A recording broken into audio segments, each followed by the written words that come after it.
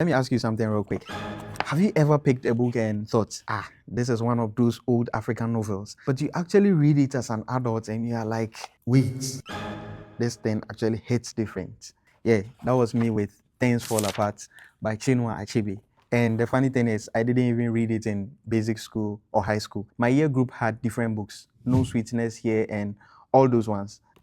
But this one, some people studied it, some didn't. I personally didn't touch it until much later. And honestly speaking, I really didn't prepare for how much it would slap.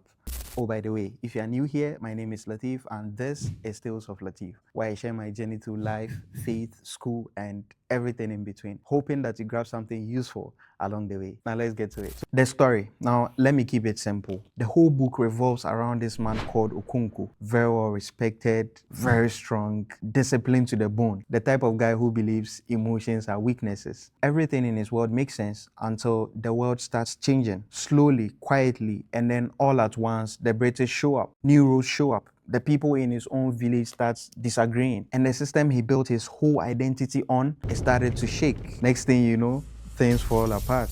See, when you read this now, especially as a young African growing up in a world that is changing faster than our phone updates, this message hits different. Especially when you step outside your home country, you meet different people, different cultures, different experiences, different expectations, and all of a sudden you start asking yourself, who am I in the middle of all this? And that's where Okonkwo got it all wrong in the book. He built his identity on looking strong, not being adaptable. His pride wasn't confidence. His pride was fear. Fear of being seen as weak, fear of failure, and fear of being like his father. And honestly, sometimes I look at us today, young Africans, and I see the same struggle. You see, pride is nice, but pride without preparation will embarrass you. These days, you go online and everyone is shouting, my culture, my identity, Africa to the world, Black excellence. And look, I'm all for it. Culture is beautiful, identity is important. But sometimes I ask myself, is this confidence or this is just insecurity dressed as confidence? Because you see, real confidence doesn't scream, real identity doesn't panic, and real strength doesn't shake when the world is changing. Okonkwo's pride looked loud and powerful, but inside he was scared. And pride built on fear, it snaps easily. Now, this is the part nobody talks about. In the book, Chinua Achebe didn't say colonizers arrived and everything collapsed. He showed something deeper, something uncomfortable. The community was already broken from the inside before the outsiders arrived. The cracks were there, the disagreements were there, the stubbornness was there, the unwillingness to adapt was there. And when the outside pressure came, the village didn't have enough internal strength to survive it. So when I look at Africa today, the political instability, the shaky economies, presidents and heads of state who don't want to leave office, communities that fight themselves, I see the same pattern. Yes, the world matters. Yes, the history matters.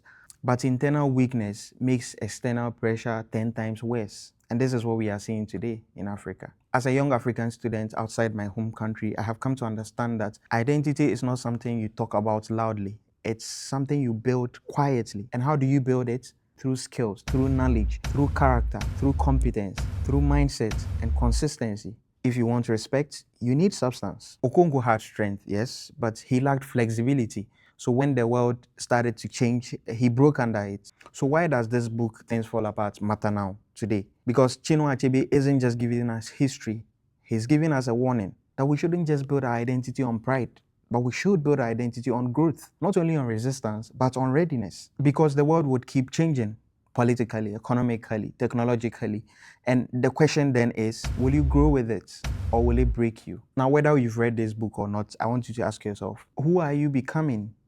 Behind the hype, behind the online energy and emotions, what are you building? What skills? What discipline? What mindset? What future? Because identity is not noise. Identity is work. So interact with me in the comments. Let me know if you think identity today is becoming more noise or more substance. Like this video and become a part of the family.